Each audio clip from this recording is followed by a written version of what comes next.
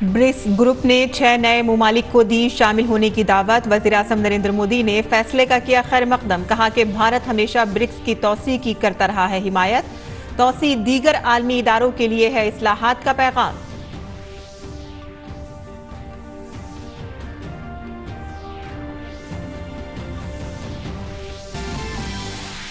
PM Modi ने BRICS Africa outreach और BRICS plus dialogue में की शिरकत। भारत और अफ्रीका के दरमियान मजबूत ताउन का किया जिक्र। कहा कि भारत हर मुश्किल वक्त में रहा है अफ्रीकी ममालिक के साथ। ग्लोबल साउथ की आवाज बुलंद करते रहने की कही बात।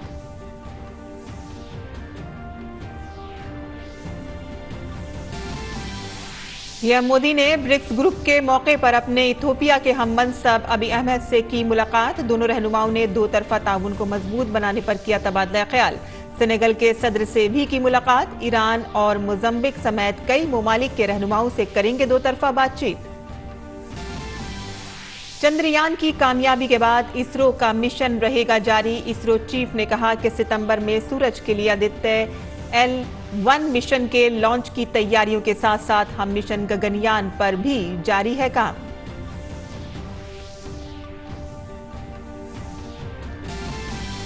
हिमाचल प्रदेश में बारिश जारी। कुल्लू के आनी में गिरी 10 इमारतें। महकमे मौसमियात ने रियासत के बेशतर हिस्सों के लिए ऑरेंज अलर्ट किया जारी।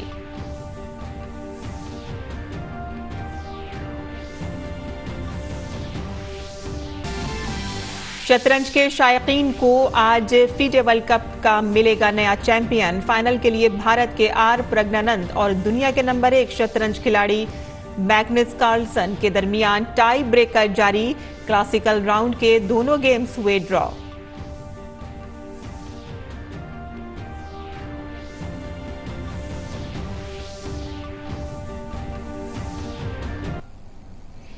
आदाब नाज़रीन, खबरनामे में आपका इस्तकबाल है। मैं हूं साइमा खान। अब खबरें तफसील से। ब्रिक्स ममालिक के ग्रुप ने 6 नए ममालिक को इसमें शामिल होने की दावत दी है। जोहानिसबर्ग जनूबी अफ्रीका में 3 रोजा सरबराह इजलास में ब्राजील, रूस, भारत, चीन और जनूबी अफ्रीका ने इस मौजू पर तफसीली बातचीत करने के लिए इकट्ठे हुए। ब्रिक्स ममालिक के तमाम रहनुमाओं ने आज इसकी तौसीह का ऐलान किया और इसमें वज़ीर-ए-आज़म नरेंद्र मोदी ने भी शिरकत की। जनूबी अफ्रीका के सदर सिरिल रामाफोसा ने तौसीह का ऐलान करते हुए इंकशाफ किया है कि पहले मरहले में अर्जेंटीना, मिस्र, इथियोपिया, ईरान, सऊदी अरब और मुत्तहदा अरब अमारात को ब्रिक्स में शमूलियत की दावत दी गई है। नई रुकनियत का इत्तलाक 1 जनवरी 2024 से होगा और वज़ीर-ए-आज़म नरेंद्र मोदी ने ब्रिक्स की तौसीह का खैर मकदम किया है और इन ममालिक के रहनुमाओं और शहरियों को मुबारकबाद दी। वज़ीर-ए-आज़म ने कहा कि हम मिलकर ब्रिक्स को नई रफ्तार देंगे। भारत का ये मत रहा है कि नए सदस्यों के जुड़ने से ब्रिक्स एक संगठन के रूप में मजबूत तथा हमारे सभी साझा प्रयासों को एक नया बल देने वाला होगा। इस कदम से विश्व के अनेक देशों का मल्टीपोलर वर्ल्ड ऑर्डर में विश्वास और सुदृढ़ होगा। मुझे खुशी है कि हमारी टीम्स ने मिलकर एक्सपांशन के गाइडिंग प्रिंसिपल्स, स्टैंडर्ड्स, क्राइटेरिया और प्रोसीड्यूर पर सहमति बनाई है और इनके आधार पर आज हम अर्जेंटीना, इजिप्ट, ईरान, सऊदी अरब, इथियोपिया और यूएई का ब्रिक्स में स्वागत करने के लिए सहमत हुए हैं। सबसे पहले मैं इन देशों के लीडर्स और वहां के नागरिकों को बहुत बहुत बधाई देता हूं। पीएम मोदी ने कहा कि भारत के इन नए ममालिक के साथ तारीखी ताल्लुकात हैं जिन्हें ब्रिक्स में जगह दी गई है। पीएम मोदी ने कहा कि भारत ग्रुप में शामिल होने की कोशिश करने वाले दीगर ममालिक की कोशिशों में भी ताउन करेगा। मुझे विश्वास है कि इन देशों के साथ मिलकर हम अपने सहयोग को एक नई गति और नई ऊर्जा देंगे। भारत के इन सभी देशों के साथ बहुत ही गहरे संबंध है, बहुत ही ऐतिहासिक संबंध है। ब्रिक्स की मदद से हमारे द्विपक्षीय सहयोग में नए आयाम अवश्य जुड़ेंगे। जिन अन्य देशों ने भी ब्रिक्स से जुड़ने की अभिलाषा व्यक्त की है, भारत उनको भी पार्टनर कंट्रीज के रूप में जुड़ने के लिए कॉन्सेंसस बनाने में योगदान देगा। वज़ीर-ए-आज़म मोदी ने कहा कि ब्रिक्स की तौसीह दीगर आलमी इदारों को इस्लाहात का पैगाम देने जा रही है। उन्होंने कहा कि ये दीगर इदारों के लिए भी मिसाल बन सकती है। ब्रिक्स का विस्तार एवं आधुनिकीकरण इस बात का संदेश है कि विश्व के सभी इंस्टीट्यूशंस को बदलते समय की परिस्थितियों के अनुरूप ढलना चाहिए। ये एक ऐसी पहल है जो 20वीं सदी में स्थापित अन्य ग्लोबल इंस्टीट्यूशंस के रिफॉर्म के लिए एक मिसाल बन सकता है। इस दौरान वज़ीर-ए-आज़म ने चंद्रयान की कामयाबी का भी तस्करा किया और उन्होंने दुनिया के तमाम मुमालिक से मिलने वाली नेक तमन्नाओं का शुक्रिया अदा किया। कल शाम भारत के चंद्रयान ने चांद के दक्षिण ध्रुव पर सॉफ्ट लैंडिंग की। ये केवल भारत के लिए ही नहीं, बल्कि पूरे विश्व के वैज्ञानिक समुदाय के लिए एक बहुत बड़ी उपलब्धि है। और जिस क्षेत्र में भारत ने अपना टारगेट तय किया था, वहां पहले कभी कोई प्रयास नहीं हुआ है और ये प्रयास सफल हुआ है। तो बड़ा डिफिकल्ट टेरेन के ऊपर विज्ञान हमें पहुंचा पाया है। ये अपने आप में विज्ञान की, वैज्ञानिकों की बड़ी सफलता है। इस ऐतिहासिक अवसर पर आप सबकी तरफ से मुझे भारत को, भारत के वैज्ञानिकों को और दुनिया की वैज्ञानिक कम्युनिटी को जो बधाई के संदेश मिले हैं, मैं सार्वजनिक रूप से आप सबका बहुत बहुत धन्यवाद करता हूं। वज़ीर-ए-आज़म नरेंद्र मोदी ने ब्रिक्स की तौसीह का खैर मकदम किया। सोशल मीडिया प्लेटफॉर्म एक्स पर पीएम मोदी ने लिखा कि ब्रिक्स की 15वीं सालगिरह के मौके पर हमने इस प्लेटफॉर्म को वुसअत देने का फैसला किया है और भारत ने हमेशा इस तौसीह की मुकम्मल हिमायत की है। इस तरह की तौसीह ब्रिक्स को मजबूत और ज्यादा मौसर बनाएगी और इसी जज्बे के तहत भारत, अर्जेंटीना, मिस्र, इथोपिया, ईरान, सऊदी अरब और मुत्तहदा अरब अमारात को ब्रिक्स फैमिली में खुश आमदीद कहता है। वज़ीर-ए-आज़म नरेंद्र मोदी ने कहा कि भारत अफ्रीका के साथ अपनी शराकतदारी को बहुत अहमियत देता है और ब्रिक्स अफ्रीका आउटरीच और ब्रिक्स प्लस डायलॉग में अपने खिताब के दौरान पीएम मोदी ने कहा कि अफ्रीका में नए सिफारत खाने खोलने से लेकर तिजारती ताउन बढ़ाने तक हर शोबे में काम किया जा रहा है। भारत ने अफ्रीका के साथ संबंधों को उच्च प्राथमिकता दी है। उच्च स्तरीय बैठकों के साथ साथ हमने अफ्रीका में 16 नए दूतावास खोले हैं। आज भारत अफ्रीका का चौथा सबसे बड़ा ट्रेड पार्टनर है और 5वां सबसे बड़ा निवेशक देश है। सूडान, बुरुंडी और रवांडा में पावर प्रोजेक्ट्स में हो या इथियोपिया और मलावी में शुगर प्लांट्स, मोजाम्बिक, कोत दीवार और एस्वातिनी में टेक्नोलॉजी पार्क्स हो या तंजानिया और युगांडा में भारतीय विश्वविद्यालयों द्वारा बनाए गए कैंपस, भारत ने अफ्रीका के देशों की कैपेसिटी बिल्डिंग और इंफ्रास्ट्रक्चर डेवलपमेंट को हमेशा प्राथमिकता दी है।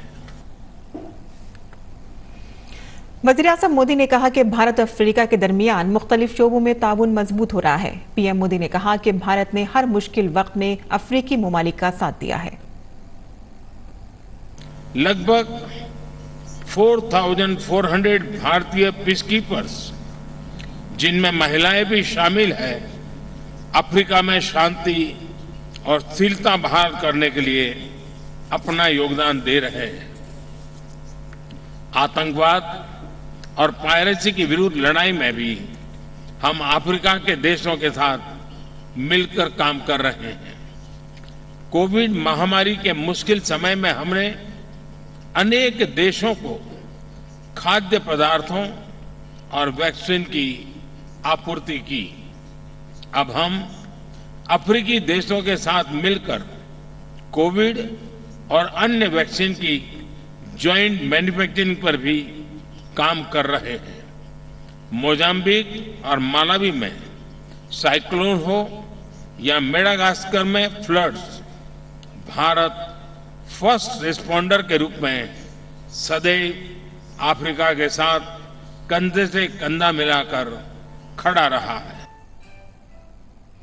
और ग्लोबल साउथ के तई भारत की वाबस्तगी का यादा करते हुए पीएम मोदी ने कहा कि भारत उन ममालिक की तशवीश पर संजीदा है। वज़ीर-ए-आज़म ने इस सिलसिले में भारत की G20 सदारत में की गई कोशिशों का जिक्र किया। वसुधैव कुटुंबकम यानी whole world is a family हजारों वर्षों से हमारी जीवन शैली का आधार है। यह हमारी G20 अध्यक्षता का भी मूल मंत्र है। ग्लोबल साउथ की चिंताओं को मुख्य धारा में शामिल करने के लिए हमने 3 अफ्रीकी देशों तथा कई विकासशील देशों को गेस्ट कंट्री के रूप में आमंत्रित किया है। भारत ने अफ्रीकन यूनियन को G20 की स्थायी सदस्यता देने का प्रस्ताव भी रखा है।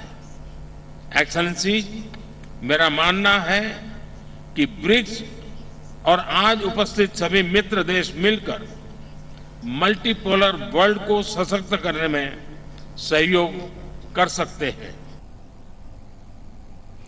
और वज़ीर-ए-आज़म मोदी ने जोहानिसबर्ग में अपने इथियोपिया के हममनसब अबी अहमद से मुलाकात की। दोनों रहनुमाओं ने दो तरफा ताउन को मजबूत बनाने पर तबादला ख्याल किया और ख्याल रहे कि ब्रिक्स का हिस्सा बनने वाले नए अरकान में इथियोपिया भी शामिल है।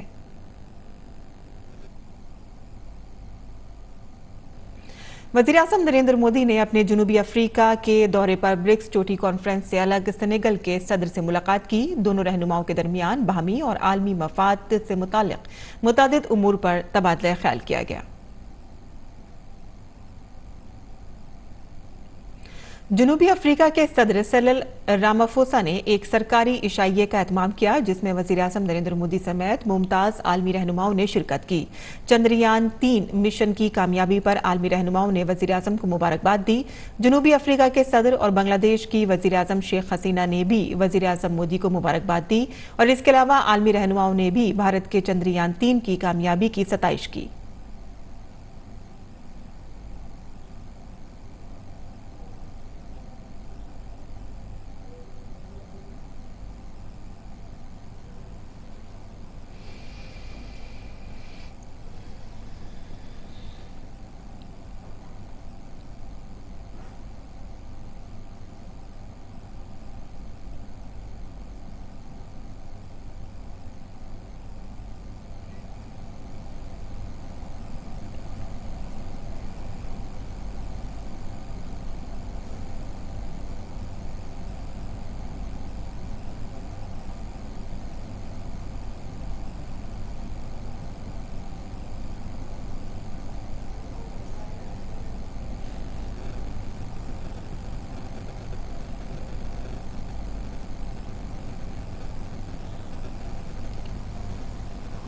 और वज़ीर-ए-आज़म नरेंद्र मोदी के ब्रिक्स दौरे पर तमाम आलमी रहनुमाओं से उन्होंने मुलाकात की और उनसे तबादला ख्याल किया, जहां ज़्यादातर रहनुमाओं ने वज़ीर-ए-आज़म को चंद्रयान 3 की मुबारकबाद दी। आगे बढ़ते हैं, जहां वज़ीर ख़ारजा डॉक्टर एस जयशंकर और रूस के वज़ीर ख़ारजा सरगई लावरोव ने दो तरफ़ा और बैनुल अक़वामी उमूर पर तबादला ख्याल किया। दोनों रहनुमाओं की मुलाकात जनूबी अफ्रीका के शहर जोहानिसबर्ग में ब्रिक्स सरबराही इजलास के मौके पर हुई। उन्होंने अक़वाम मुत्तहिदा, G20 और ब्रिक्स जैसे दो तरफा और बैनुल-अक़वामी उमूर पर तबादला ख्याल किया। डॉक्टर जयशंकर ने एक सोशल मीडिया पोस्ट में कहा कि उन्हें ब्रिक्स सरबराही इजलास के मौके पर रूसी वज़ीर ख़ारजा सरगई लावरूफ से मिलकर खुशी हुई। उन्होंने कहा कि लावरूफ के साथ हालिया आलमी वाक़यात पर कारामद तबादला ख्याल हुआ है और लावरूफ ने चंद्रयान 3 की चांद पर कामयाब लैंडिंग के लिए डॉक्टर जयशंकर को मुबारकबाद दी। इसरो के सरबराह एस सोमनाथ ने मुत्तला किया है कि चंद्रयान 3 मिशन एक अहम हिस्से प्रज्ञान और रोवर के पास दो आलात हैं। दोनों का ताल्लुक चांद पर अंसरी साख्त के साथ साथ कीमियाई मरकबात से है। सोमनाथ ने कहा है कि प्रज्ञान रोवर चांद की सतह के गिर्द चक्कर लगाएगा। उन्होंने मजीद कहा है कि हम रोबोटिक रास्ते की मंसूबाबंदी की मश्क भी करेंगे जो हमारी मुस्तकबिल की तलाश के लिए अहम है।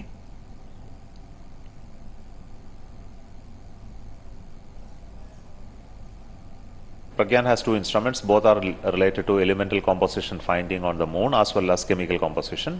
So one based on laser, other based on alpha particles, and both will be doing its experiments. And more than that, we will do the roving on the surface. We will do also a robotic path planning exercise, which is very important for us for future exploration. This data will give a little more understanding of the lunar regolith for all the scientists. So that's what we expect. वहीं दूसरी तरफ इसरो के निहायत अहम Aditya L1 और Gaganyaan mission पर S Somnath ने कहा कि सूरज के लिए आदित्य मिशन सितंबर में लॉन्च के लिए तैयार हो रहा है, जबकि गगनयान पर काम अभी जारी है। उन्होंने कहा कि हमारे पास मुमकिन तौर पर सितंबर या अक्टूबर के आखिर तक अमले के मॉड्यूल और अमले के फरार की सलाहियत का मुजाहिरा करने के लिए एक मिशन होगा और इसके बाद कई टेस्ट मिशन होंगे जब तक कि हमारे पास पहला इंसान बरदार मिशन मुमकिन तौर पर 2025 तक होगा। Aditya is a mission to Sun. It is getting ready and it is just ready for launch. First week of September it will be launched, and after that it will be launched. It will travel for many days to reach the L1 point. Gaganyaan is still in the work in progress, and we are doing a mission possibly by end of September or beginning of October for demonstrating the crew module and crew escape capability, and which will be followed by further missions of unmanned missions next year beginning, and many more test missions and ground test, hundreds of them, until we do the first manned mission possibly by 25. Himachal Pradesh के कुल्लू जिले के आनी में आज सुबह एक जबरदस्त landsliding से तकरीबन 10 इमारतें मुनहदिम हो गईं। ताहम इस वाक़े में किसी जानी नुकसान की इत्तला नहीं है। इंतजामिया ने एहतियाती तदाबीर के तौर पर इन इमारतों को पहले ही खाली करा लिया था।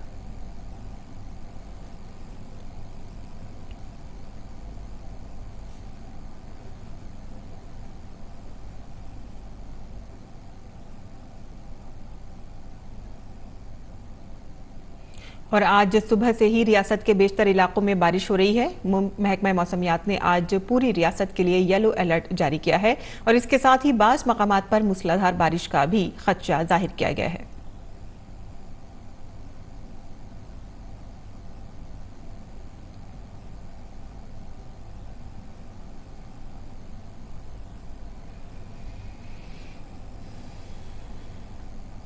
मरकजी वज़ीर दाखिला अमित शाह ने दिल्ली में नफेड के अफसरान के साथ मीटिंग की। नफेड यानी कि national agriculture cooperative marketing federation of India एक कोऑपरेटिव सोसाइटी है जो multi state cooperative societies act of India के तहत रजिस्टर्ड इदारा है।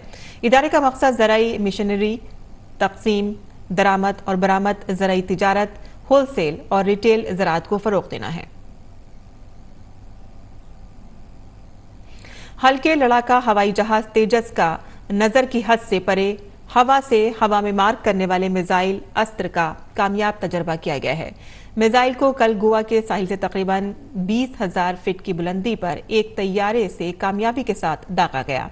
वजारत दिफा ने कहा है कि यह तजर्बा दुरुस्त था और उसने अपने तमाम अहदाफ हासिल किए।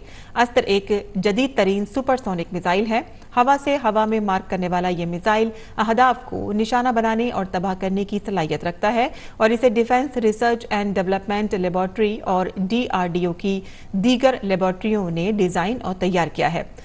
वजारत ने कहा है कि मकामी लड़ाका तैयारा तेजस से देसी साख्त के अस्त्र मिसाइल का तजर्बा खुद कफील भारत की तरफ एक बड़ा कदम है।